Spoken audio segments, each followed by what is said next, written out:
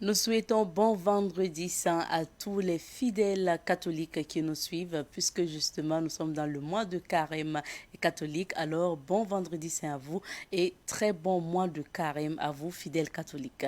Parallèlement, nous souhaitons également bon vendredi à tous les musulmans qui nous suivent, puisque chaque vendredi à partir de 12 heures, vous serez nombreux dans les mosquées pour la prière de vendredi. Alors, Juma Mubarak. Bonjour à tout le monde et bienvenue à ce nouveau numéro de Bonjour le Faso. C'est d'ailleurs la dernière émission de la semaine et aujourd'hui, et cette semaine, vous le savez, nous sommes installés au Théâtre populaire de Ouagadougou pour vous faire découvrir à nouveau l'histoire de ce théâtre populaire Désiré Bonogo. Ça sera dans la rubrique à la découverte 2. Pour les informations d'aujourd'hui, nous recevrons le directeur de l'information de Savane Média, Eladj Soumaïla Rabo, qui sera là sur ce plateau pour la revue de presse. Notre invité du jour est M. Abdul Aziz Bourma. Il est le coordonnateur du mouvement Dounia pour la paix, donc en abrégé MDP. Avec lui, nous parlons de questions d'actualité. Et bien sûr, dans la chronique sécurité routière, vous le savez, chaque vendredi, vous avez rendez-vous avec le moniteur Ezekiel Ouedraogo de Victoire Auto École. Aujourd'hui, on s'intéresse aux rétroviseurs auto et moto et la sécurité routière. Et pour clore cette émission, Honoré Onadia sera là pour les rendez-vous de ce week-end. Merci de nous renouveler votre fidélité. Nous partons tout de suite et maintenant pour la première rubrique.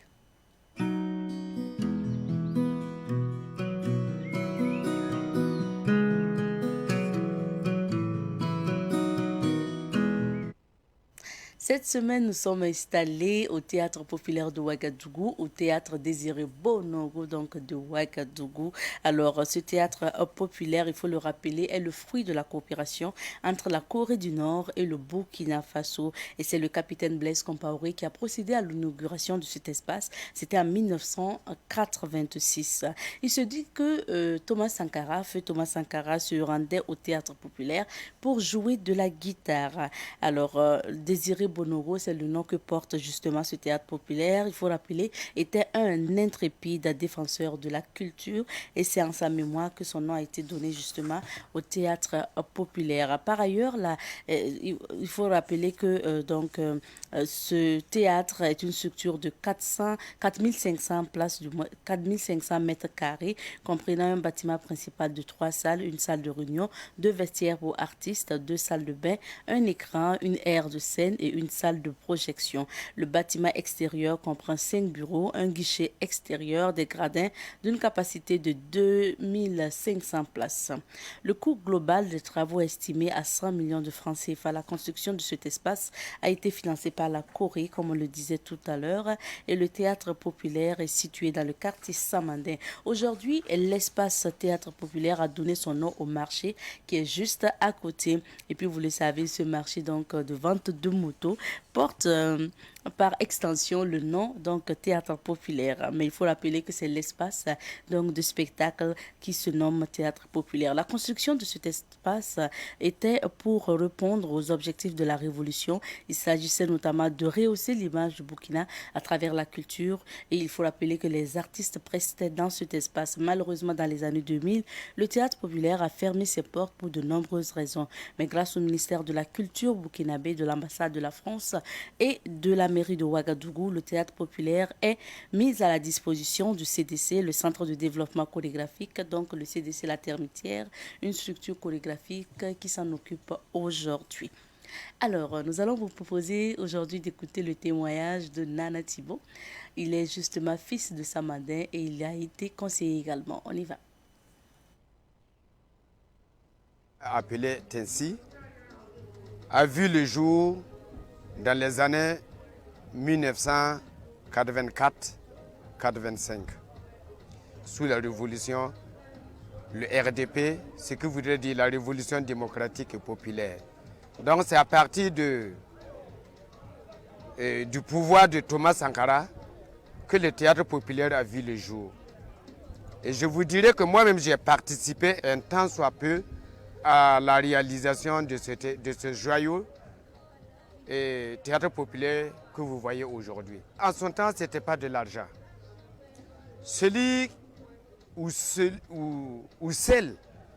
qui pouvait apporter sa modeste contribution était la bienvenue. On ne vous demandait pas de l'argent. Même si ne serait-ce que venir passer une journée pour contribuer à la construction de ce théâtre populaire-là, ces personnes étaient la bienvenue. Donc si j'ai dit j'ai contribué, cela voudrait dire que même pour ramasser le caillou donné aux maçons, je l'ai fait. Même si ne serait-ce qu'apporter un sac de ciment ou bien une brouette de sable, je l'ai fait en tant que fils du Burkina et en tant que fils de mon quartier qui a bénéficié justement de ce joyau-là. Et c'est très triste. C'est très triste par rapport... Pourquoi? Parce que le théâtre populaire a été abandonné. Si Thomas Sankara était toujours en vie, je pense qu'on n'allait pas... Le théâtre populaire aujourd'hui n'allait pas être des ruines que tout le monde constate aujourd'hui. En dehors même de ce théâtre populaire, vous n'oublierez pas qu'il y a un autre théâtre populaire à Koutougou. Et ça a été conçu sous la Révolution. Mais à notre grande surprise, et c'est une surprise pour moi, peut-être que ce n'est pas une surprise pour personne d'autre, mais ça a été une surprise pour moi en tant qu'ex-conseiller du quartier. Le théâtre populaire a été affecté à deux jeunes, à savoir Boro et Issaou, je ne sais pas, je ne reconnais pas le nom, mais ces deux jeunes, ce sont des musiciens, mais qui ne vivent pas au Burkina. Mais ils ont de la compétence. Et je loue leur courage. Si la mairie a récupéré la maison du peuple aujourd'hui, qu'est-ce qui a empêché la mairie de gérer le théâtre populaire? Moi, je n'en sais rien. Ça a été affecté à Boro et son ami, qui font la danse contemporaine, la danse du corps.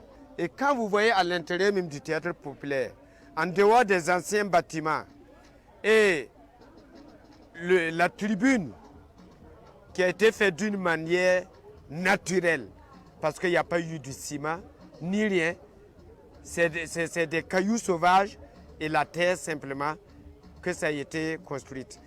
Maintenant, en dehors de ce que la Révolution a investi, le groupe Boro est venu construire une salle de spectacle que vous voyez aujourd'hui. Mais avant que ces jeunes ne viennent récupérer le théâtre populaire, il y avait déjà des chambres de... Je ne peux pas qualifier ça de chambre de passage, mais le pouvoir en son temps avait construit des chambres, une auberge populaire qui menaçait des artistes venant d'ailleurs ou à l'intérieur même du pays, pouvaient rester là-bas quelques jours, s'organiser et créer leur spectacle. Mais quand le groupe Bourré est venu, alors tout a été modernisé. Ils ont construit tout un bâtiment qui peut abriter près de 300 à 500 personnes, juste le spectacle. Le plus souvent, je vois des Européens, des étrangers. La plupart, ce sont des gens qui viennent de l'Europe, qui viennent et qui organisent des spectacles là-bas. C'est toujours fréquenté.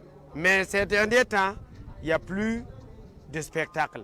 Je ne sais pas pourquoi, peut-être c'est les vacances, ou bien vu au regard de ce qui se passe dans ce monde-là actuellement, qu'ils ont suspendu leur spectacle. Moi, en tant que fils même du quartier, c'est mon souhait le plus ardu. Voir le pouvoir ou la commune récupérer le coin et faire ce que Sankara avait voulu pour le peuple. En dehors de la maison du peuple, il n'y avait pas une salle de spectacle comme le théâtre populaire. Et ça venait, et la création du théâtre populaire venait compléter justement les activités de la maison du peuple. Quoi qu'on dise, on dit que la maison du peuple est fatiguée. L'État pouvait peut-être récupérer le théâtre populaire, revaloriser le coin, et ça serait un complément. Et c'était au profit même de la commune et au profit même de mon quartier. Parce que beaucoup de gens allaient profiter de ces lieux-là pour se nourrir. Il y avait les musiciens qui venaient.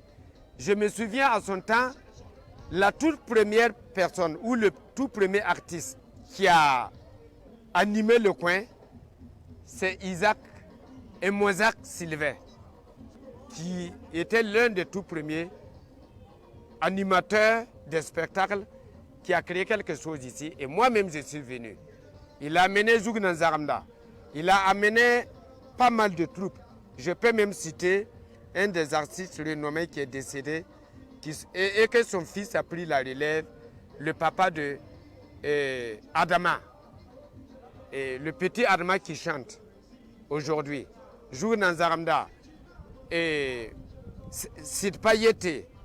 Bien d'autres artistes sont venus produire ici. Donc, en dehors de Isaac, Mozart là, j'ai jamais vu quelqu'un d'autre qui est venu occuper le coin pour des spectacles. Donc, pour moi, l'histoire que je me rappelle, c'est Abel Isaac, qui a été l'un des tout premiers à gérer ce coin-là, à valoriser le théâtre populaire. L'alentour du théâtre populaire, c'était des jardiniers qui occupaient l'espace. En dehors même du théâtre populaire, les voisins, ils faisaient de la salade, la carotte, en un seul mot, du jardinage autour même du théâtre populaire. Mais aujourd'hui, c'est devenu un dépotoir que moi-même, Nana Thibault, je peux peut-être dans les jours à venir porter plainte contre la mairie, la commune de Ouagadougou. Parce que si réellement le virus actuellement, qui tue des milliers de personnes en Afrique, pas au Burkina seulement, si ça peut venir à partir de ces ordures-là, l'ensemble même du quartier, Samandin, Gounguin et tous les voisins qui entourent Samandin seront contaminés. Et je lance un appel à travers pour demander à la commune de Ouagadougou de voir et de venir aider de dégager ces ordures-là dans notre quartier. Je ne le souhaite pas, mais si le virus là, puisqu'il y a déjà ce qu'on appelle l'OMS, l'Organisation internationale de la santé, invite les peuples africains, ou du moins les responsables africains, à s'attendre le pire. Et s'il y a une autre maladie qui doit venir à partir des ordures, ça veut dire que tous Samanais et Gounguins seront contaminés, ne seront pas écartés de ce mal-là. Donc je profite de votre caméra pour demander à la commune de venir voir et dégager ces ordures-là dans mon quartier. Vous écoutiez à l'instant le témoignage de Thibault Nana. Il faut rappeler qu'il est un fils donc de Samandin et ex-conseiller du quartier Samandin. Il nous livrait là son témoignage concernant le théâtre populaire de Ouagadougou. C'est le site qui nous accueille cette semaine pour la rubrique à la découverte 2. Et comme je vous le disais, quand on parle du théâtre populaire, c'est justement l'espace donc de spectacle et ce n'est pas le marché donc des motos. Il faut justement dire que ce marché-là a emprunté le nom théâtre populaire à l'espace. Pour la suite de cette émission, nous allons partir pour la revue de presse.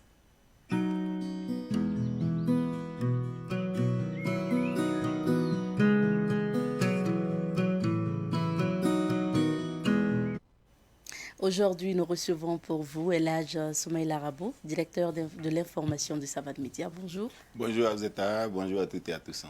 Alors, l'actualité fraîche, c'est notamment la nomination du Premier ministre. Donc, alors, un nouveau Premier ministre. Et puis, bien sûr, hier, donc, le consortium a marché. Et puis, bien sûr, le procès Thomas Sankara est suspendu. Ce sont des sujets que nous allons aborder dans la phase commentaire. Mais avant, la lecture des différentes unes. Merci Abzeta. Transition au Burkina Faso, Albert Ouedraogo nommé Premier ministre, c'est la une du quotidien aujourd'hui avec sa photo qui trône, bien entendu.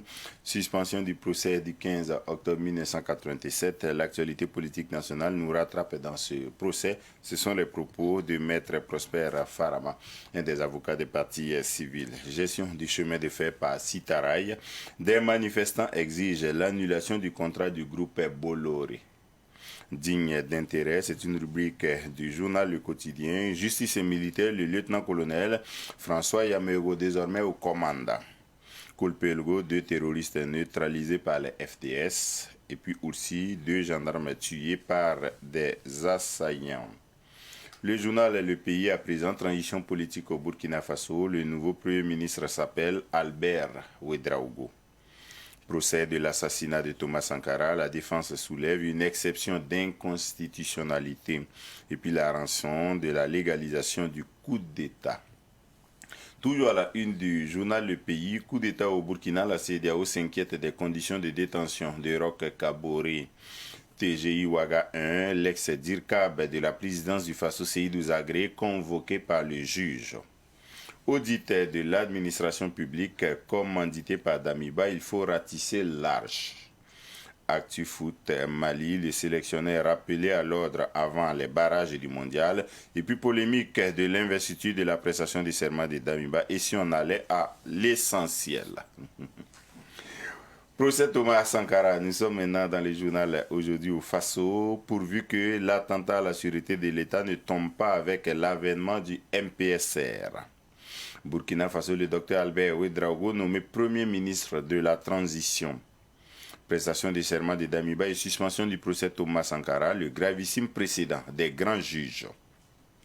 Docteur Nessorine Sangaré Compaoré, lors de la marche contre le groupe Bolloré, ce n'est pas un fils de colon qui viendra détruire notre chemin de fer.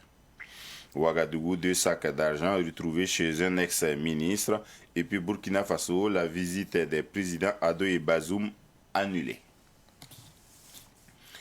Albert Ouedraogo, nouveau Premier ministre, c'est la une de l'Observateur Palga.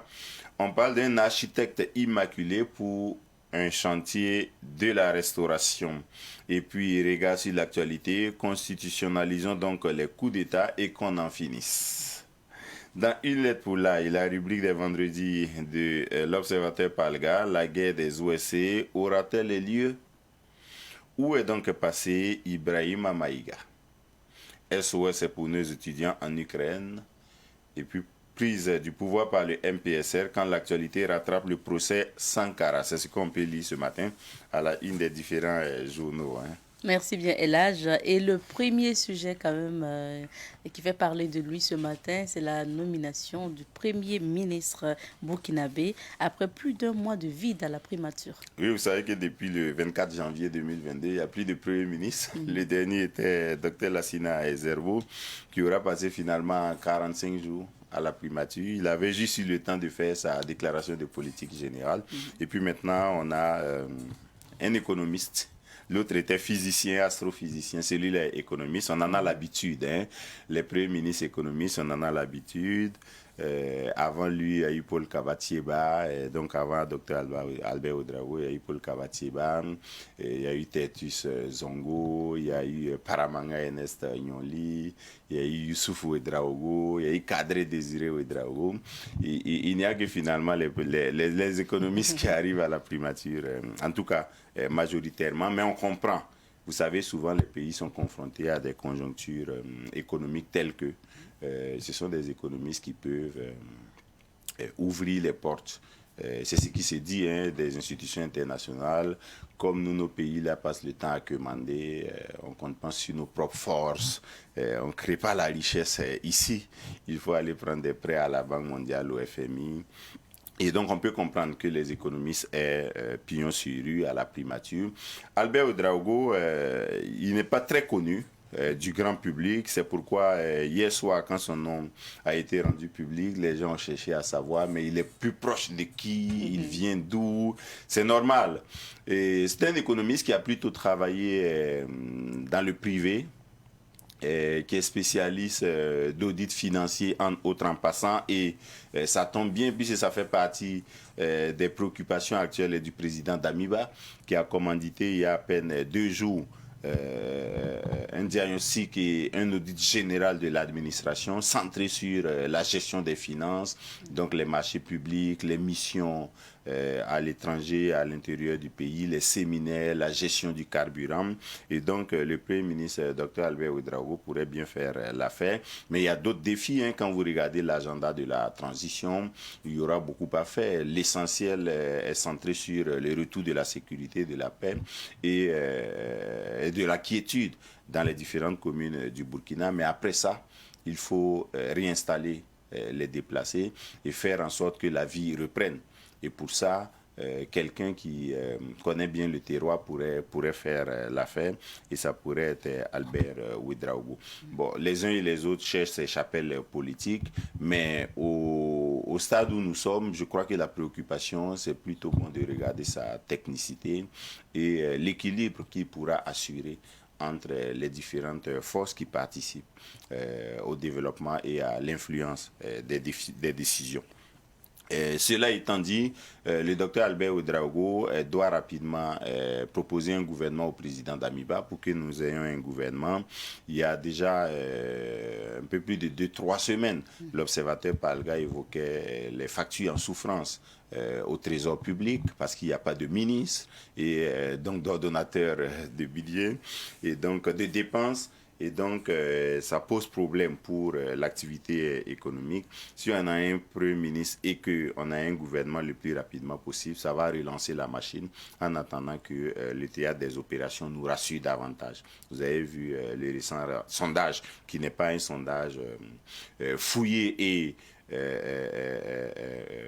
je vais dire quoi, fouillé et étendu, d'accord, de l'Institut de recherche Apidon sur le niveau de satisfaction des Burkinabés par rapport à la gestion du président d'Amiba. Bon, les insatisfactions dépassent la moitié, hein, c'est autour de 52-54%, ceux qui ne sont pas encore rassurés de la gestion du président d'Amiba. C'est normal, puisque l'essentiel du travail qui est attendu de lui, c'est sur le terrain des opérations. Et ça, ce n'est pas encore fait, parce que tous les jours, nous continuons à compter nos morts. Et le docteur Albert Ouedraogo pourrait apporter des solutions à ce niveau-là, hein, parce que ce n'est pas seulement une question militaire, la lutte contre le terrorisme, mais il est attendu de lui, si les militaires s'occupent du front du théâtre des opérations, qu'il fasse tout pour que les Burkinabés se portent mieux, que les étudiants se portent moins mal, parce qu'ils réclament leur faune, que les délégations spéciales soient mises en place, parce que les communes attendent ça encore, que les paysans qui sont pratiquement au stade de préparation de la campagne agricole aient le soutien nécessaire en engrais, en semences, en accompagnement technique pour que la campagne agricole à venir ne soit pas celle que nous avons vécue malheureusement l'année passée, et qu'ils fassent face vraiment à ce défi-là de l'insécurité alimentaire qui nous menace à grands pas, hein, et c'est ça qui est attendu de lui. Et je crois qu'il a le profil de l'emploi. On attendra de le voir, comme on connaît le bon maçon au pied du mur, on l'attendra là-bas. Bien sûr. Deuxième actualité, le procès Thomas Sankara à nouveau suspendu. Là, c'est un sujet intéressant. En droit, mais aussi en citoyenneté. Parce que ce problème-là que les avocats de la défense, donc l'avocat de Jean-Pierre Palme a posé hier, est un vrai débat. Ça veut dire qu'on fait un procès pour assassinat et atteinte à la sûreté de l'État contre Gilbert Guénguéré et les autres, hein, je ne vais pas citer Yacine Kafando, Blaise Compaoré qui ne sont pas là. Donc on fait un procès contre eux parce qu'ils ont fait un coup d'État le 15 octobre 1987. Et puis pendant ce temps, c'est le Conseil constitutionnel qui accepte que quelqu'un qui a fait un coup d'État vienne prêter serment devant lui. Donc il y a 2 poids 2 mesures. Et c'est un débat de droit assez intéressant. Parce que le Conseil constitutionnel sera obligé d'expliquer maintenant pourquoi il a organisé la prestation de serment du lieutenant-colonel Paul-Henri Sandaogo Damiba le 16 février dernier. Il est obligé maintenant d'expliquer. En son temps, il n'avait pas motivé sa décision. Il avait juste dit qu'il a constaté la vacance du pouvoir laissé par Rochma Christian Kabore, qu'il a constaté l'avènement du MPSR à travers un acte fondamental qui date du 29 janvier 2022 et qu'il autorisait la prestation de serment du lieutenant-colonel Damiba. Bon, en son temps, nous avions dit et la légitimité de la Kalachnikov peut nous créer après des précédents dangereux parce que ça crée une jurisprudence qui est établie. Il fallait attendre les assises des forces vives pour asseoir la légitimité de Damiba sur la charte de la transition. En ce moment, le Conseil constitutionnel a un argument qui est l'argument du consensus national pour expliquer la prestation de serment de Damiba. Mais tel que ça a été fait le 16 février 2022, ça veut dire que c'est sa Kalachnikov qui a obligé le Conseil constitutionnel à le reconnaître comme président. Dans une démocratie, c'est un précédent dangereux. Et donc, si on permet à Damiba de gouverner le pays après un coup d'État, il faut aussi lever l'infraction d'attentat à la sûreté de l'État qui pèse sur Gilbert Guenguéré et d'autres personnes aussi. Voilà. On peut les juger pour assassinat, par exemple, dans le cas de l'affaire Thomas Sankara, mais pas pour atteinte à la sûreté de l'État, si on maintient que le président Damiba a fait la même chose. Voilà, il ne faut pas faire deux poids, deux mesures. Vous voyez donc, le débat est simple. Ce qui est intéressant en droit, c'est que le Conseil constitutionnel maintenant, qui a perdu malheureusement son président, le président Kassoum Kambou, au passage, nous souhaitons beaucoup de courage à sa famille, nous souhaitons que son âme repose en paix. Le Conseil constitutionnel est obligé de repartir à ces documents pour nous sortir de vraies motivations juridiques pour dire comment on gère le Burkina en droit. Il ne faut pas permettre ça à celui-là et puis interdire la même chose à l'autre. Oui. On voit bien comment l'actualité peut justement... oui, rattraper. Des vieilles affaires. Et Maître Prosper Faraman, qui est un avocat des partis civils, a reconnu que les avocats de la défense, quand même sur ce point-là, ont raison. Ils ont raison. Si on juge leurs clients sur des infractions qui sont autorisées à d'autres personnes, c'est injuste. Wow. Oui. On est parti encore pour des discussions. Oui, donc le Conseil constitutionnel a un mois pour se prononcer. Donc le procès est suspendu naturellement pour un mois. Mais le Conseil constitutionnel pourrait livrer sa décision peut-être dans 5 jours, dans 1 semaine, dans 2 semaines, dans 3 jours. Et donc après, ça pourrait permettre de reprendre le procès Thomas Sankara avant un mois. Mais on ne sait pas. Mais au maximum, c'est un mois que le Conseil constitutionnel a pour se prononcer, au terme du code pénal, je crois. Terminons avec cette marche de Nestorine Sangaré. Et bien sûr... Du consortium Burkina 2025 contre Bolloré. Vous savez, Nestorine Sangaré, sociologue, enseignante d'université, spécialiste en genre, ancienne ministre du genre et de la promotion de la femme, a beaucoup écrit sur les réseaux sociaux concernant ce qu'elle considère comme les injustices du groupe Bolloré en Afrique, mais particulièrement au Burkina Faso et particulièrement sur la gestion du chemin de fer depuis 1994. Vous savez que le chemin de fer, c'est un héritage de la colonisation. C'est pratiquement 50 ans que nos grands-parents ont pris pour installer ces chemins de fer-là entre Abidjan et Ouagadougou. Normalement, il devait continuer jusqu'à Niamey au Niger. Malheureusement, ça s'est arrêté à quelques encablures de Ouagadougou et la révolution avait tenté de prolonger ça jusqu'à Tambao pour que nous puissions ramener notre manganèse tranquillement vers Ouagadougou. Il se trouve que la gestion des États, il y avait la RAN, la régie Abidjan-Niger, la RAN qui devait permettre de bien gérer et de rentabiliser les chemins de fer pour les 3 États, la Côte d'Ivoire, le Burkina Faso et le Niger. Malheureusement, vous savez ce qu'ont été les gestions des patrimoines publics par le passé. C'était la gabégie, c'était la patrimonialisation, c'était le népotisme, c'était en tout cas de la mauvaise gestion de nos ressources. Bon, finalement, on s'est retrouvé à passer ça à un privé. Donc la privatisation qui était censée être une gestion qui rapporterait davantage aux caisses de l'État s'est retrouvée être finalement un leurre. Voilà, parce que depuis que Bolloré a repris le chemin de fer, pratiquement tous les engagements qu'il avait pris n'ont pas été respectés. Par contre, nous avons perdu des gares qui participaient au développement socio-économique des localités. Quand nous étions tout petits et que nous voyagions avec le train, nous voyions tous ces commerces-là qui se développaient autour des gares ferroviaires. Il y avait à Koudougou, par exemple, je crois vers Sibi aussi. Il y avait beaucoup de localités qui avaient un certain dynamisme socio-économique créé par les gares ferroviaires. Tout ça, ça a été supprimé par Bolloré. Il a pratiquement neutralisé le voyage des passagers par le train et puis il a mis l'accent sur le transport des marchandises, ce qui n'est pas mal. Mais il aurait fallu qu'il respecte tous ses engagements, donc qu'il paye normalement ce qu'il devait à notre État pour que nous tirions aussi profit de ce que nos ancêtres nous ont laissé. Malheureusement, selon les explications du consortium Burkina 2050, Bolloré n'a pas respecté ces engagements-là et l'État a, curieusement, par on ne sait quel miracle, continuer à renouveler les contrats avec Bolloré, malgré qu'il ne respectait pas ses engagements. Jusqu'à ce que la dernière fois, en 2018, ça soit reconduit aux grandes dames d'une bonne partie des acteurs de la société civile burkinabé. Donc, Consortium Burkina 2025 est passé à une vitesse supérieure après une conférence de presse. C'était maintenant une marche.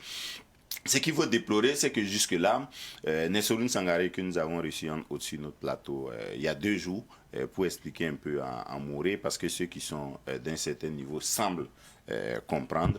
Ce qu'il faut déplorer, c'est que jusque-là, c'est resté dans comme un débat élitiste. Voilà, c'est pour ceux qui parlent français, qui connaissent un peu le fonctionnement de l'État et qui s'occupent de temps en temps en lisant l'actualité nationale pour comprendre ces choses-là. Ce sont eux qui ont un peu compris les enjeux de cette affaire-là, alors que ce sont des enjeux majeurs.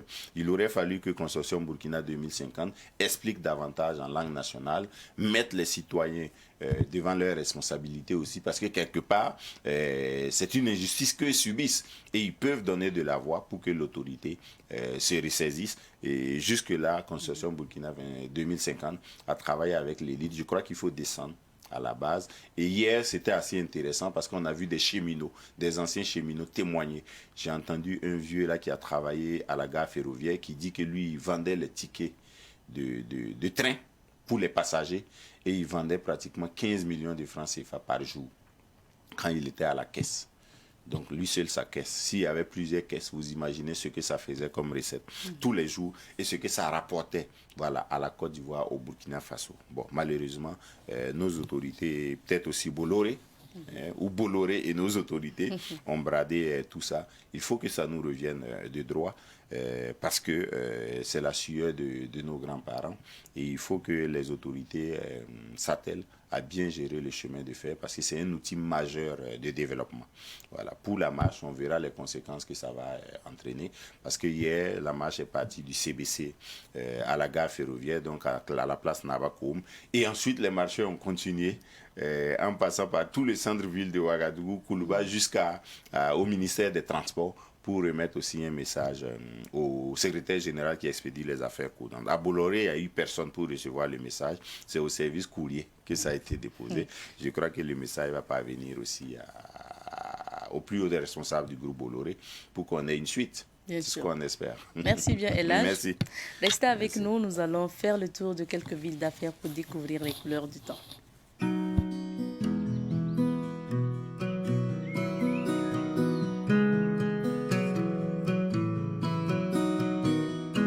La société IP+, vous offre la météo des affaires.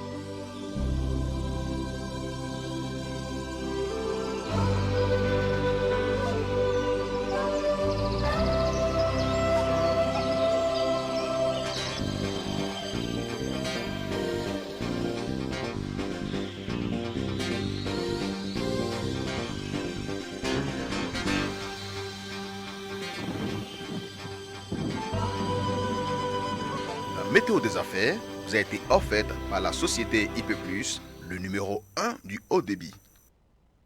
Et pour la suite de cette émission, nous allons passer à la rubrique Invité du jour.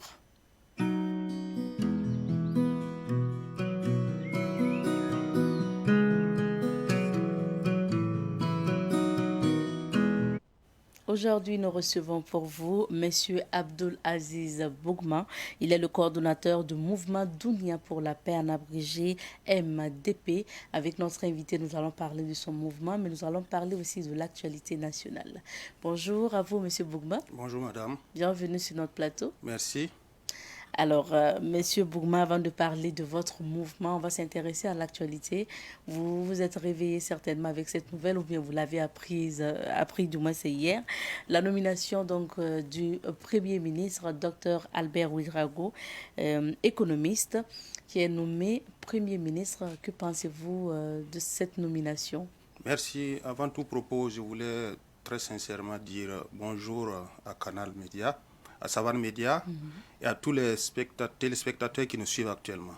Et pour dire, effectivement, c'est hier nuit un peu tard qu'on a appris la nouvelle de la nomination du nouveau Premier ministre, que nous voulons à travers ce canal vraiment lui souhaiter bon vent au nom de notre mouvement, parce que c'est une charge lourde qu'il vient juste d'avoir, et nous savons qu'il est venu au moment d'une situation qui n'est pas du tout facile, et nous pensons qu'avec l'accompagnement de tout le monde, il pourrait y aller. Donc nous invitons en tout cas tous les Burkinabés de l'intérieur comme de l'extérieur à l'accompagner très sincèrement, parce que c'est une lourde tâche. Il vient au moment où le pays vraiment n'est pas stable, et donc nous pensons il ne vient pas aussi sur un terrain inconnu, et parce que quand nous avons observé un peu les brèves sur son CV, nous pensons que vraiment en tant qu'économiste, et puis il a eu à servir en tout cas dans l'administration publique comme du privé. Il paraîtrait qu'il a donné des enseignements. Donc nous pensons qu'il connaît très bien le Burkina Faso, et nous pouvons, s'il réussit, c'est le Burkina Faso qui aurait réussi. S'il échoue aussi, c'est nous tous qui aurons échoué, parce que tout simplement, c'est vrai, c'est lui qui est devant, mais c'est tout le monde qui est avec lui. Donc nous pensons qu'il peut faire beaucoup de choses.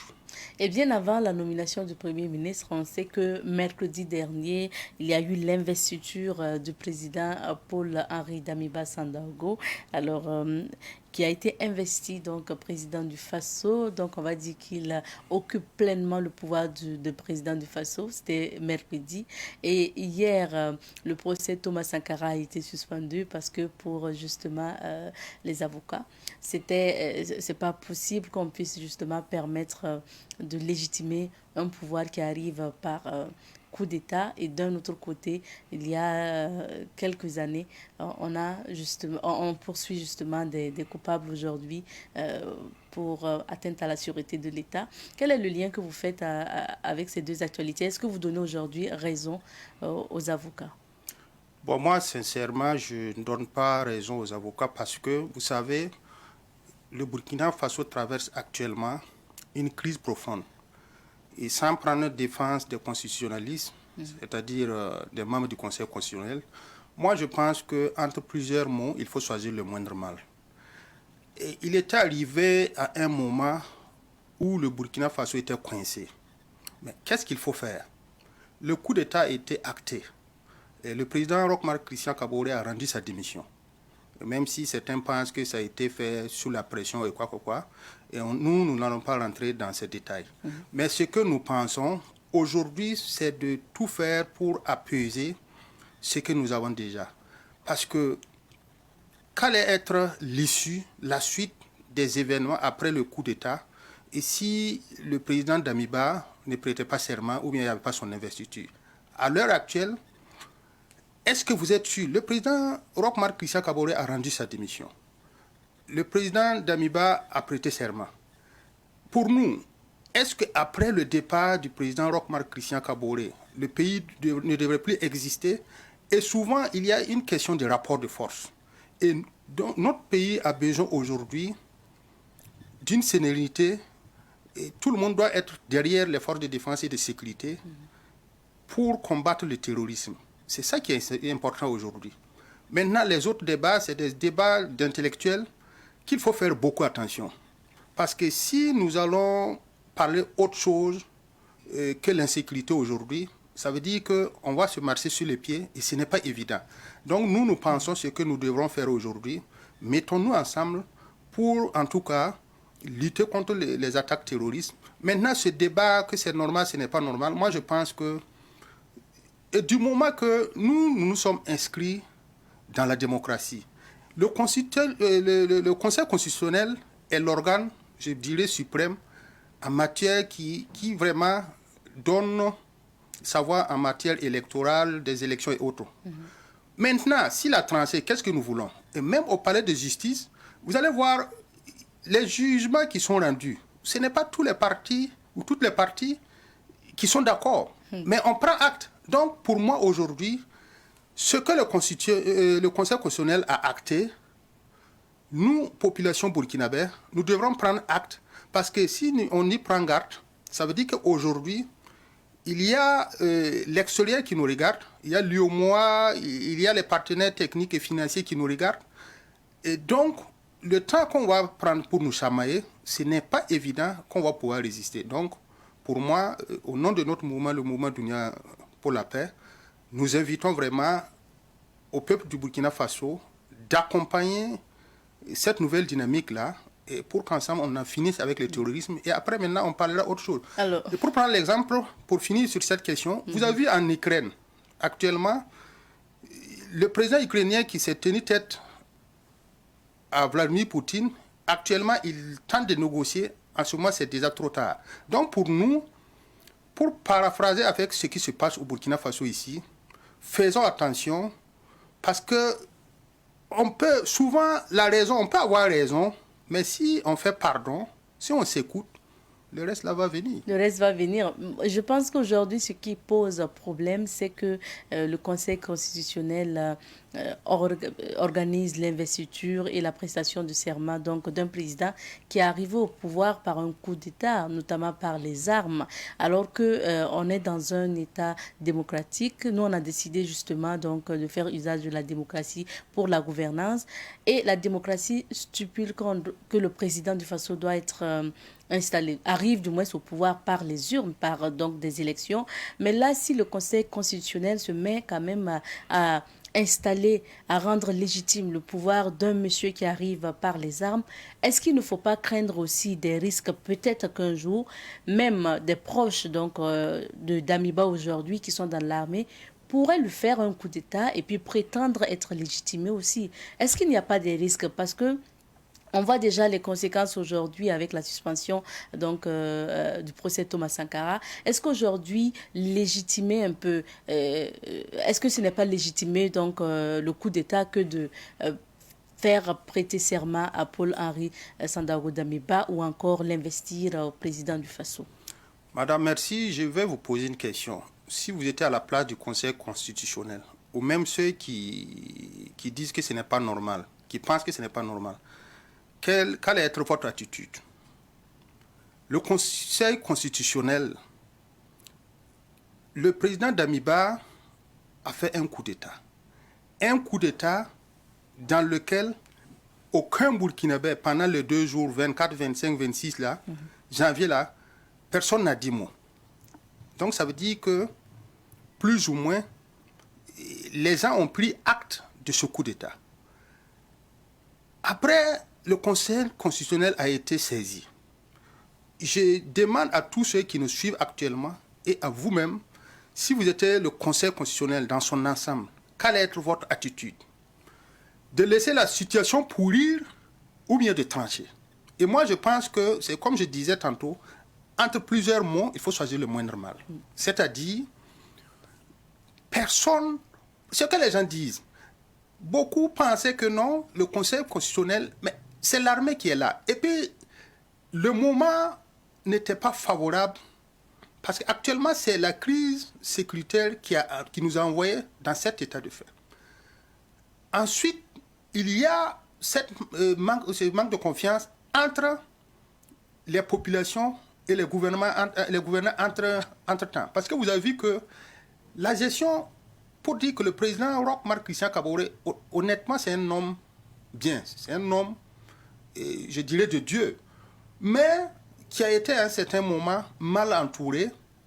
Et les gens n'ont pas dit la vérité entre-temps au président. Et comme, bon, vous savez, les hommes bien, c'est ce genre de problème qui les arrive. Donc, le président Damiba a pris son pouvoir. Il n'y a pas eu de manifestation contre. Après, le Conseil constitutionnel a légitimé, si vous voulez, entre griffes. Moi, je pense, un homme doit prendre position.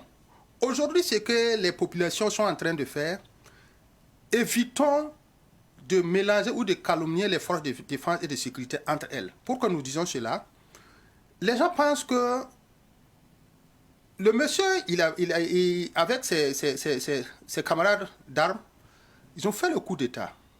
Ils ont pris le pouvoir. Le président Roch Marc Christian Kaboré, s'il n'avait pas démissionné, on pouvait aviser autrement. Maintenant, il a démissionné. Mais qu'est-ce que vous pensez? C'est une question de rapport de force.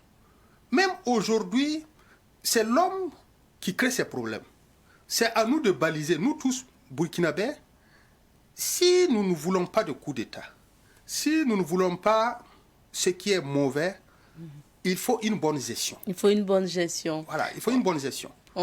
Plus on gère bien, plus ce que nous voyons là. Est-ce qu'il y a des pays à côté de chez nous même les pays européens? Pourquoi il n'y a pas de coup d'État là-bas?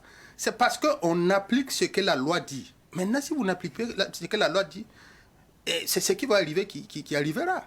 Alors, vous aurez compris, M. Bourma, tout compte fait, le président Damiba est installé, investi aujourd'hui. Et la charte de la transition est connue. Il y a quelques points quand même importants. La charte, disons, la transition va durer 3 ans. 25 ministres et plus de 70 membres donc, de l'Assemblée législative de la transition. Que pensez-vous de ces grands points? Sincèrement, 3 ans pour la durée. 3 ans, je pense que c'est bien parce que 3 ans, si on regardait par rapport aux élections qui se sont passées il n'y a pas longtemps, il restait normalement 3 ans aussi pour le président Roch Marc Christian Kaboré de finir son mandat. Et nous pensons que les problèmes qui existent actuellement au Burkina Faso, ce n'est pas en 1 année ou en 2 ans qu'on peut vraiment penser ces plaies. Maintenant, c'est à nous tous d'accompagner la nouvelle dynamique pour que d'ici les 3 ans, effectivement, les élections se passent comme il se doit et les hommes politiques reprennent leurs choses. Maintenant, donner 1 an ou 2 ans ou moins que ça, ce n'était pas évident. Presque tout le pays est attaqué. Il faut d'abord lutter efficacement contre cela. Il faut lutter contre la mauvaise gouvernance.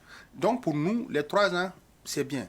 Maintenant, nous demandons également à toutes les structures qui doivent envoyer leurs représentants pour former les organes de la transition, de choisir des hommes et des femmes qui sont quand même vraiment irréprochables. Parce que nous disons cela et éviter les guéguerres internes. Tout le monde ne peut pas être député, tout le monde ne peut pas être ministre. Et donc, nous pensons qu'on doit être solidaire et apaiser nos cœurs. Parce que vous êtes sans savoir que nous avons mené ce combat. Auparavant, j'étais le coordonnateur d'un mouvement, le mouvement Je suis Burkina. Et après la fin de mon mandat, je suis venu au niveau du mouvement Dounia pour la paix. Donc c'est pour dire, on a fait le tour de tout le Burkina Faso. On a rencontré les populations, la chefferie coutumière et religieuse. On a écouté beaucoup de personnes. Aujourd'hui, donc, ce que le Burkina Faso a besoin, c'est la paix de cœur, c'est la réconciliation et vraiment le pardon. Et sans le pardon, il va être très très difficile que nous avançons. Et même après les 3 ans, et même si les civils reprennent le pouvoir, tant qu'on n'apaise pas le cœur, ça va être très difficile. Vous faites partie de ceux qui approuvent ce coup d'État et qui soutiennent d'ailleurs le MPSR. Alors, Monsieur Bourma, pour Madame, vous... je ne vous coupe pas, mais c'est pour dire, approuver et soutenir, je pense que ça fait 2 mots. Du moment que c'est acté, tout le monde a pris acte. Tout le monde a pris acte. Même le président du grand parti, les MPP qui était au pouvoir, même son président a répondu à l'appel à la présidence, quand le président Damiba les a convoqués, c'est une forme d'allégeance. Pourquoi nous disons cela? C'est une forme d'allégeance. Ils font le coup d'État. En moins d'une semaine, ils vous convoquent pour écouter, pour échanger. Vous partez là-bas. Donc pour nous, c'est comme une forme d'allégeance qui ne dit pas son nom. Donc tout le monde a pris acte. Que ce soit les partis, l'ancienne opposition ou bien l'ancienne mouvance, tout le monde a pris acte. Que ce soit les OSC, quand on fait des communiqués, on prend acte, on prend acte. Qu'est-ce que vous voulez? Aujourd'hui, ramer à contre-courant avec le président Damiba et tous les organes qui sont autour, c'est ramer à contre-courant contre le Burkina Faso. Parce que nous voulons la paix. Si aujourd'hui, on doit se battre pour le pouvoir, on doit se battre que c'est bien, ce n'est pas bien, pendant que à Djibo, les gens ont besoin de manger, pendant que les personnes déplacées internes souffrent énormément, nous pensons que ce que nous devrons faire, accompagnons ce qui est là. Après, quand il y aura la calmie, on continue. Monsieur Bougouma, qu'est-ce que vous essayez de nous dire? Est-ce que votre mouvement soutient ou pas le MPSR finalement? Moi, je soutiens, notre mouvement soutient officiellement le MPSR. Et nous demandons à tous les Burkinabés de soutenir le MPSR.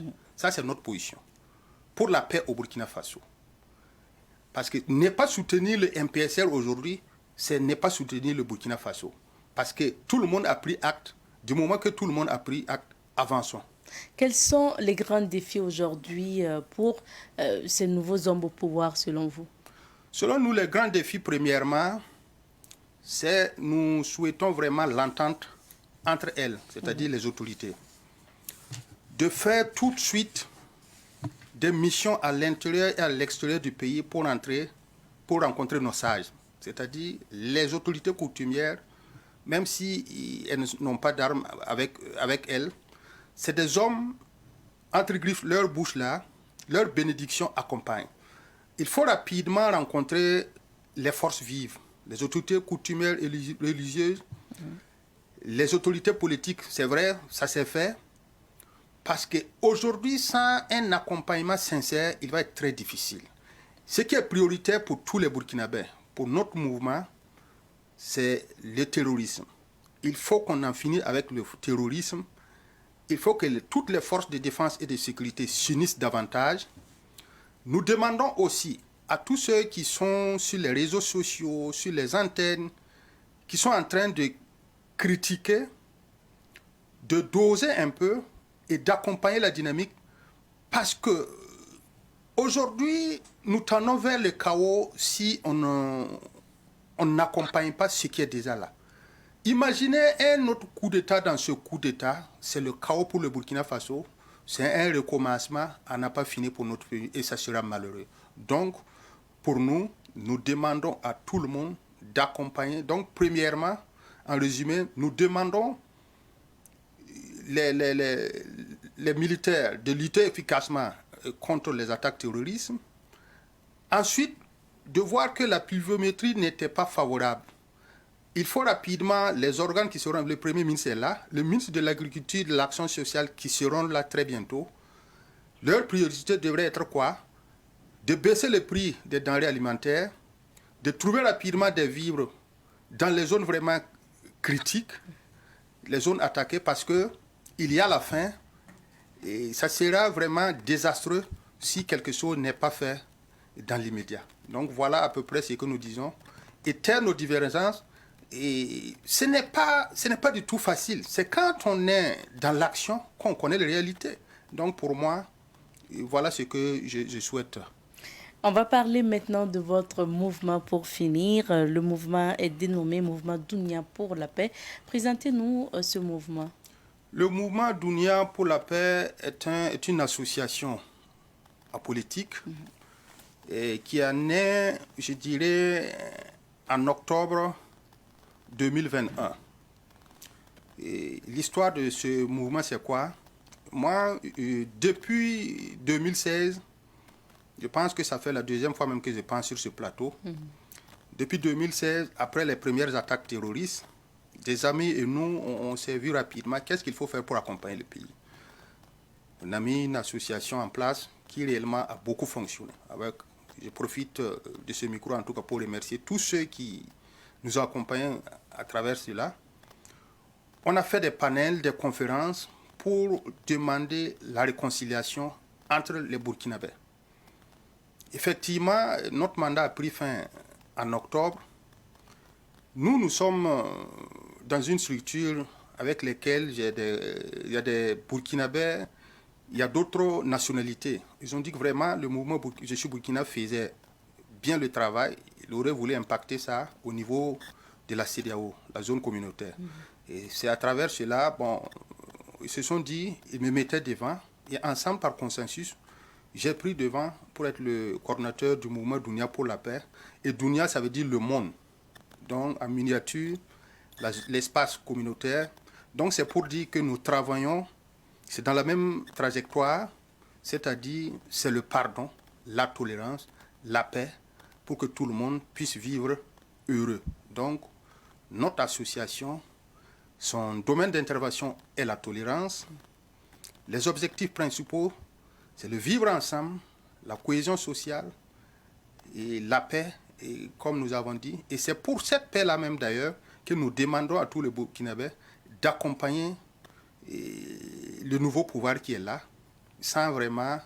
Parce que quand on veut la paix, on ne crée pas la bagarre. Quand on veut la paix, on est modeste. Quand on veut la paix, on laisse les critiques inutiles et pour qu'on puisse avancer. Quel que soit le Burkinabé qu'on va mettre devant ce pays, on verra d'une part, d'un côté, des gens qui vont contester cette personne et d'autre part, des gens qui vont aimer. Et c'est ainsi fait. Et je pense que c'est la vie. Et nous demandons, comme notre mouvement, la paix pour tout le monde, la paix pour le Burkina Faso, pour qu'on puisse développer notre cher pays. Alors, M. Bougma, est-ce que le mouvement Dounia est implanté un peu dans d'autres pays de la sous-région? Oui, le mouvement Dounia pour la paix est au Togo, au Mali, en Côte d'Ivoire, en Guinée-Bissau. Et voilà un peu. Et au Niger également. Donc, très bientôt, dans le mois de juillet-août, par exemple, on va tenir une grande conférence, soit au Burkina ici, ou bien dans un autre pays de la communauté. Et donc, actuellement, c'est au Burkina, à l'intérieur du pays, là qu'on est en train de nous installer.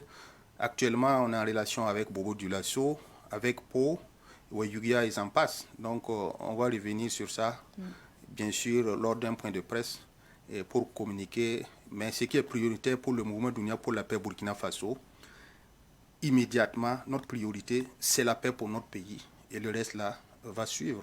Merci bien. C'est moi qui vous avons remercie. Terminé notre entretien. Merci beaucoup. Je rappelle que nous recevions pour vous M. Abdoul Aziz Bougma, coordonnateur du mouvement Burkina, mouvement Dounia du moins pour la paix, en abrégé c'est MDP.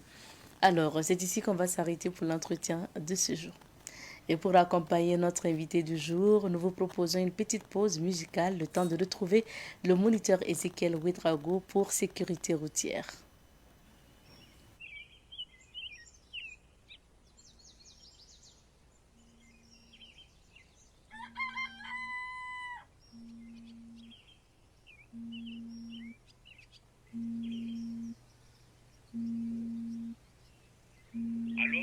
Allez leur dire que c'est le moment du moniteur Ezekiel Ouedraogo à présent pour la chronique sécurité routière.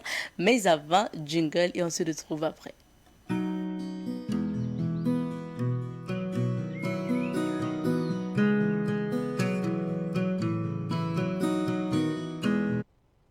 Bonjour à vous, moniteur. Madame, bonjour. Bienvenue sur notre plateau. Merci. Alors, moniteur, aujourd'hui, on s'intéresse aux rétroviseurs auto et moto, donc, et la sécurité routière. C'est important. Oui. Donc, voici quand même des rétroviseurs qui participent dans la sécurité routière. Alors, moniteur, concrètement, quel est le rôle de ces rétroviseurs dans la sécurité routière? Très bien. Avant donc de répondre à votre question, j'aimerais bien donc transmettre les salutations du personnel de Victoire Auto-École à tous les usagers de la route au Burkina comme dans le monde. Alors nous sommes encore là pour contribuer à ce qu'il n'y ait pas d'accident de circulation. Donc important, on va parler donc des rétroviseurs aujourd'hui et leur participation donc dans l'évitement de beaucoup d'accidents. Avant, regardez cette vidéo.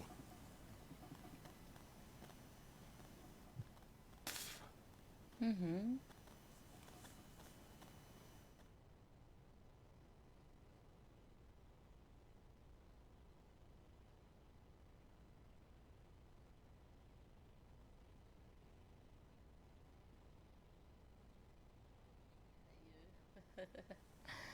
malheureusement, l'accident se Merci. produit. Malheureusement, l'accident se produit. L'accident est consommé. Alors donc, vous voyez là, régulièrement sur nos routes, au Burkina comme dans le monde, on enregistre régulièrement des accidents de circulation et il y a des causes donc de ces accidents. Hein? C'est important. Donc, vous voyez que ce n'est pas intéressant quand on regarde une telle vidéo. Mais ça, c'est dû à un dépassement, non? Oui, ça c'est un dépassement, mais c'est juste pour illustrer que il y a des accidents et il y a plusieurs causes des accidents. Aujourd'hui, nous parlons des rétroviseurs. Des rétroviseurs, là, sont des équipements importants, hein, qui doivent être sur un véhicule automobile comme sur une moto. C'est important.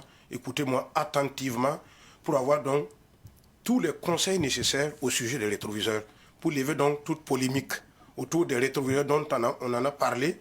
Voilà, les gens ont tellement fait des rétroviseurs autre chose, mais ce matin, on va remettre les rétroviseurs à leur place dans la circulation routière. À leur place. Ah oui, à leur place.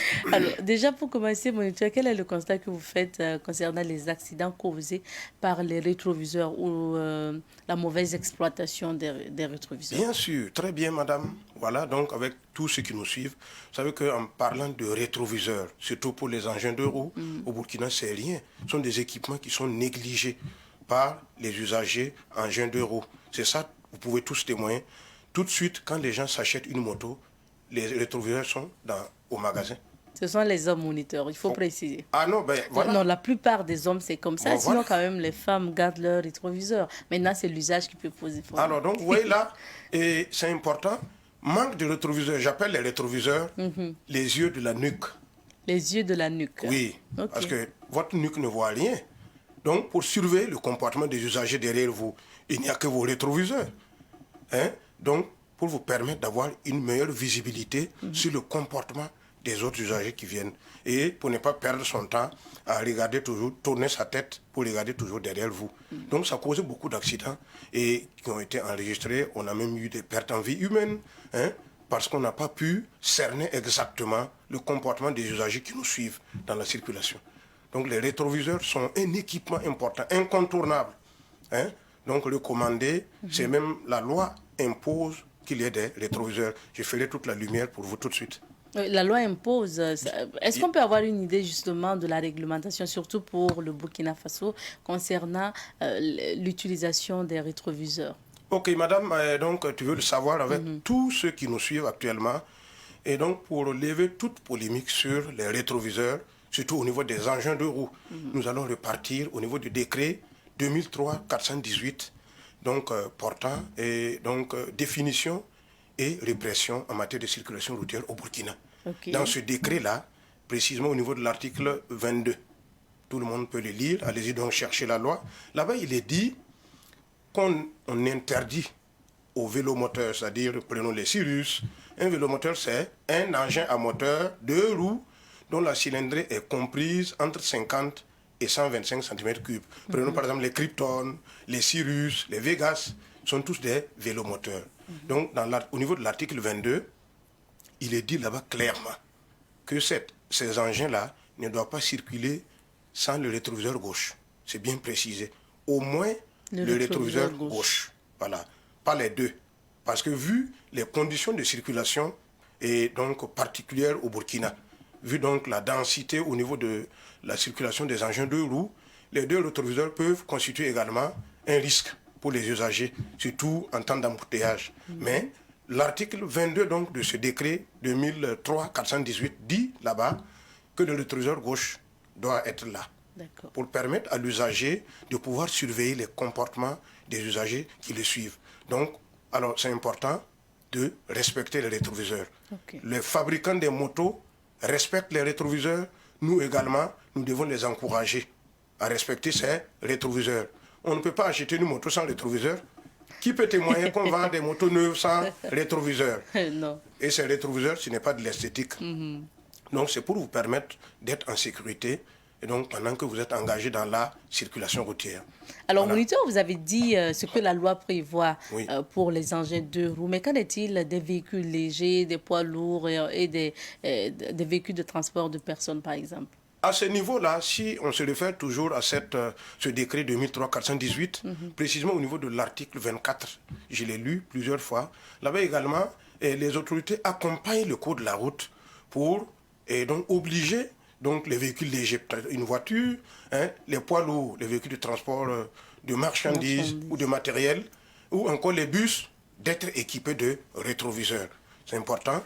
Pour toutes les manœuvres, le conducteur doit avoir une très bonne visibilité dans la circulation et donc permettre d'éviter des accidents de circulation.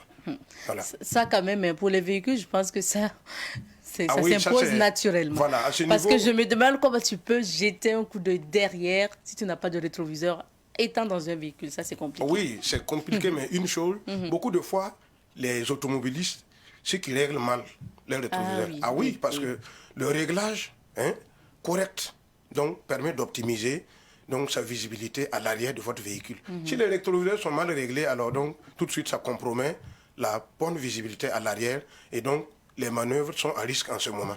Donc, Et en tout cas, pour la plupart des véhicules, ça se règle étant à l'intérieur, hein, oui, par un je bouton. crois- envoyez-moi l'image 5, non? D'accord. Si je peux avoir l'image 5, je crois qu'il y a... Voilà, Voilà. exact, merci. Vous voyez là, avec l'évolution de la technologie automobile et le perfectionnement donc des véhicules, on a aujourd'hui dans beaucoup de voitures, voilà, ce dispositif-là pour les rétroviseurs. Vous voyez là, c'est maintenant une commande électrique. Vous avez le bouton 1 qui est en haut, vous le basculez vers le point rouge et vous avez donc les 4 flèches qui sont là. Vous réglez le rétroviseur gauche à partir donc, du point rouge et vous le basculez encore à droite pour régler ensuite le rétroviseur droit. De sorte qu'avec votre taille et votre position de conduite, vous avez une meilleure visibilité C'est ça. derrière vous.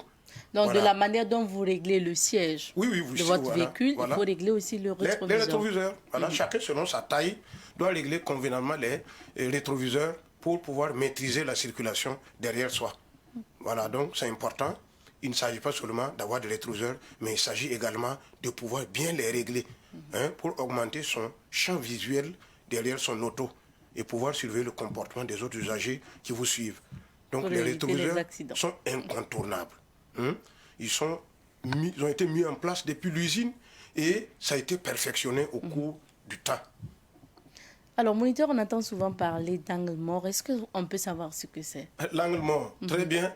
Et je crois qu'il y a une image là. L'angle mort, en réalité, c'est quoi? Sur un véhicule, quel que soit le réglage des rétroviseurs, il y a toujours des angles que l'œil ne voit pas. Voilà, regardez par exemple ici. Et vous voyez la zone avant, c'est bien écrit. Zone latérale, tout ça, le conducteur a l'œil dessus. Et la zone rétroviseur, vous voyez, le conducteur a l'œil toujours sur ces 3 zones. Mais il y a une zone qui est un angle caché qu'on appelle angle mort. Donc, un usager à ce niveau-là, on ne le voit pas. Oui. Vous le voyez? Alors, allongez à l'image 4, si je peux la voir. L'image 4 illustre clairement donc l'angle mort à ce niveau. Voilà, regardez ici cette image-là. Vous voyez les zones où sont arrêtés les usagers là. Oui. Le camionneur, à travers son rétroviseur, il ne les voit pas. Il ne les voit pas du tout. Donc, quitte à ces usagers-là de comprendre qu'ils sont dans les angles morts par rapport à ce camion.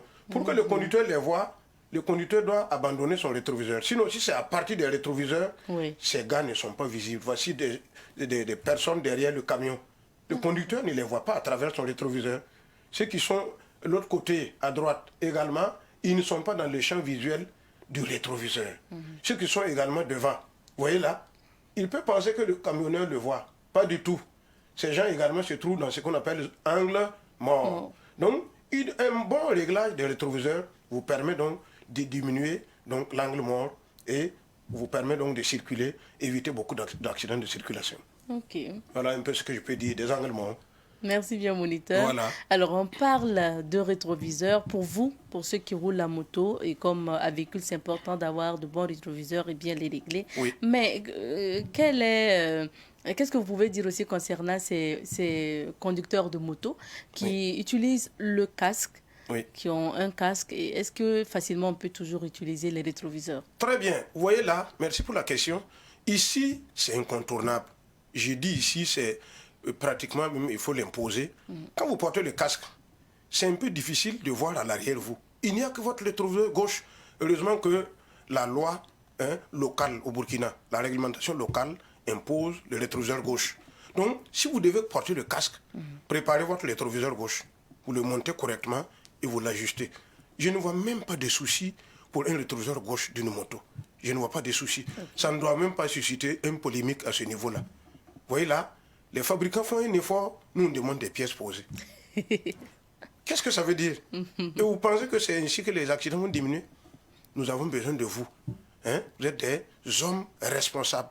Faites preuve de votre responsabilité en montant le rétroviseur. À partir d'aujourd'hui, le rétroviseur gauche. Vous allez le monter. Je sais que ça est déjà au magasin. Vous l'avez démonté. Vous n'avez même pas besoin d'acheter. Ça est au magasin. Allez-y prendre. Allez-y prendre seulement. C'est tout. Le rétroviseur gauche pour vos motos. Ok. Voilà.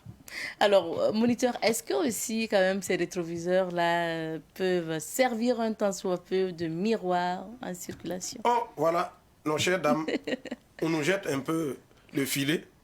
Alors, aidez-moi à répondre à la dame là, bien sûr.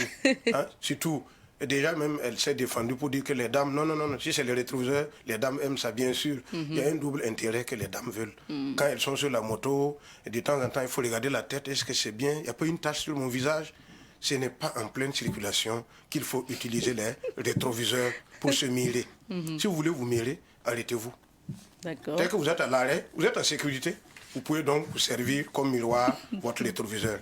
Voilà, mais en pleine circulation, c'est interdit, de peur que vous perdez le contrôle de votre moto et que quelqu'un vous renverse. Voilà, donc pas question de l'utiliser en pleine circulation comme miroir. Pour qu'il soit utile comme miroir, on marque d'abord son arrêt. La leçon est bien notée. Ah, très bien. Même celles qui avaient ces habitudes-là vont laisser tomber. C'est promis, moniteur. Ok, d'accord. Super. Alors, moniteur, quand on parle aussi de rétroviseurs, ces rétroviseurs interviennent lorsqu'on veut faire un dépassement. Est-ce que vous pouvez nous parler de ce rapport? Bien sûr. Et ici, les rétroviseurs ont une participation dans les dépassements. C'est bien expliqué dans le code de la route. Lorsque vous voulez effectuer un dépassement, une des conditions, c'est quoi? C'est que vous ayez une bonne visibilité à l'arrière pour savoir que vous n'êtes pas sur le point d'être dépassé par un autre véhicule. Ça, c'est déjà une condition. Et comment vous le saurez? C'est à travers vos rétroviseurs. Donc, c'est à travers vos rétroviseurs que vous pourrez donc savoir que un autre véhicule n'est pas sur le point de vous dépasser. Parce que ça peut arriver.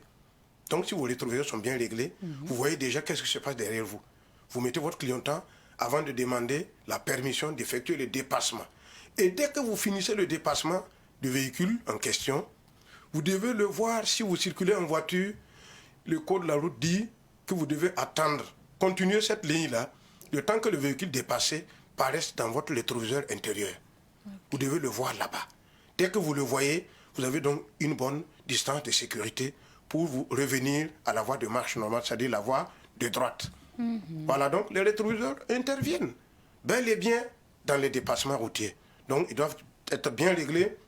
Ils doivent être, lors des dépassements, et donc contribuer à une meilleure visibilité à l'arrière. Est-ce que quelqu'un d'autre n'est pas sur le point de me dépasser? Ou encore, j'ai terminé mon dépassement. Le véhicule que je viens de dépasser, je le vois à travers mon rétroviseur intérieur? Si c'est le cas, alors tout de suite, je me rabats à droite et je continue mon parcours. D'accord. Voilà, donc les rétroviseurs doivent être maintenus. Bien sûr. Voilà. En tout cas, c'est un bon cours que vous nous avez donné aujourd'hui concernant l'utilisation des rétroviseurs, que ce soit ceux qui sont en moto, mais également ceux qui sont en voiture. Alors ici, je donne encore un autre détail, surtout pour les rétroviseurs des motos. Tout de suite, il y a des gens qui disent, ah, le rétroviseur, qu'est-ce que ça fait si je mets ça? Ça fait... Non, on a dit le rétroviseur gauche. Okay, vous le montez. Un jour, quand la police va décider, c'est la police qui décide. Dans tous les cas, l'État les a mis en place pour nous sécuriser.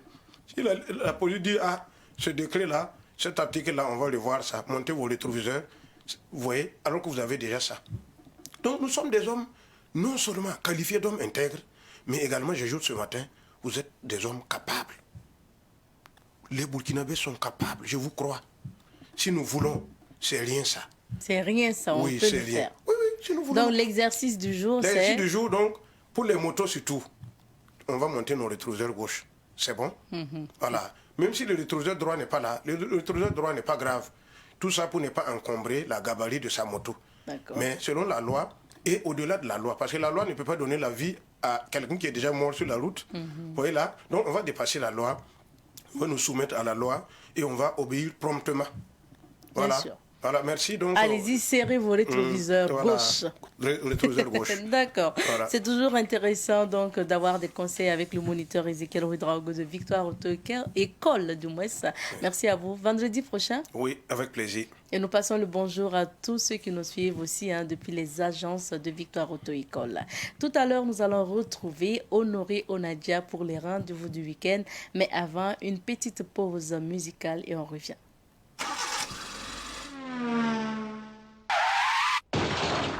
Yikipinamzwa Yikipina basken fondom kwe Yikipinamzwa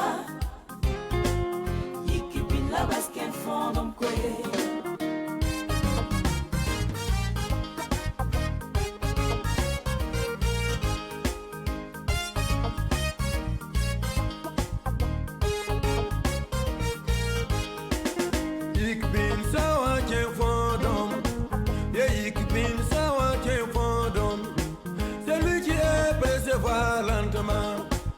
Yikipina, sans watching for them chauffeur, Yikipin, sans watching for them, sur ta moto va lentement. Yikipina, sans watching for them chauffeur, tout faire, voyons indigner, tu vitesse à auto, vitesse à coudame.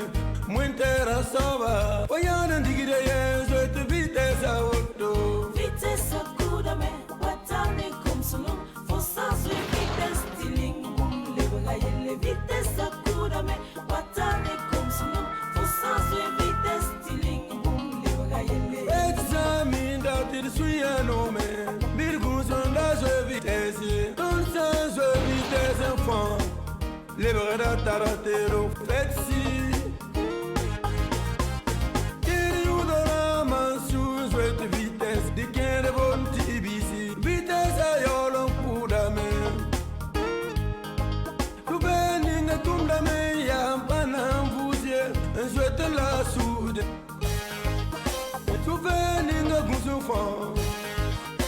La goutte même la oui courre.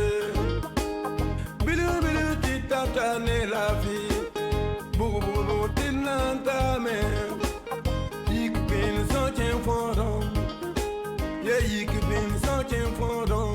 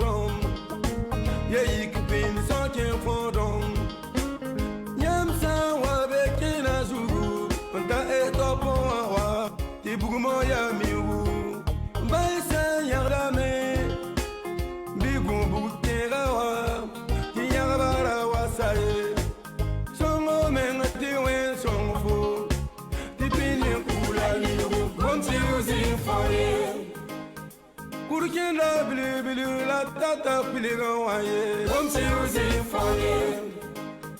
Burkina bili bili la tata bonwaye. Comme si vous y fallait. Yeah, you could be the sort of forum. Yeah, you could be the sort of forum. Yikipi namswa, yikipi la basken fondom kwe. Yikipi namswa, yikipi la basken fondom kwe.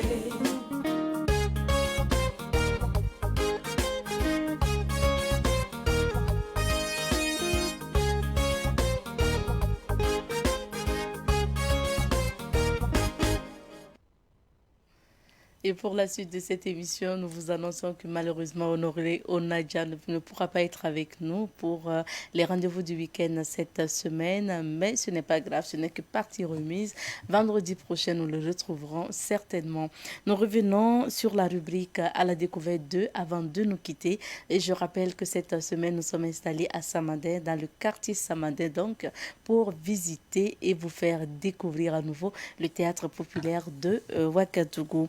Alors, le théâtre populaire Désiré Bonogo est un lieu de spectacle de Ouagadougou servant de site de concerts musicaux, de projections cinématographiques et de répétitions pour les acteurs culturels.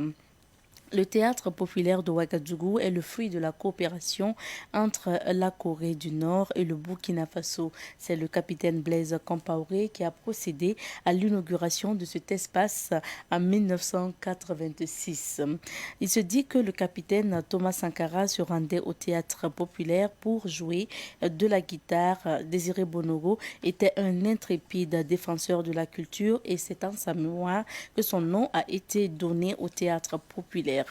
Par ailleurs, il faut rappeler donc que cet espace, le théâtre populaire, a donné son nom au marché qui est juste à côté. Donc, la construction du théâtre populaire était pour répondre aux objectifs de la révolution. Il s'agit de rehausser l'image du Burkina à travers la culture et les artistes prestaient dans cet espace.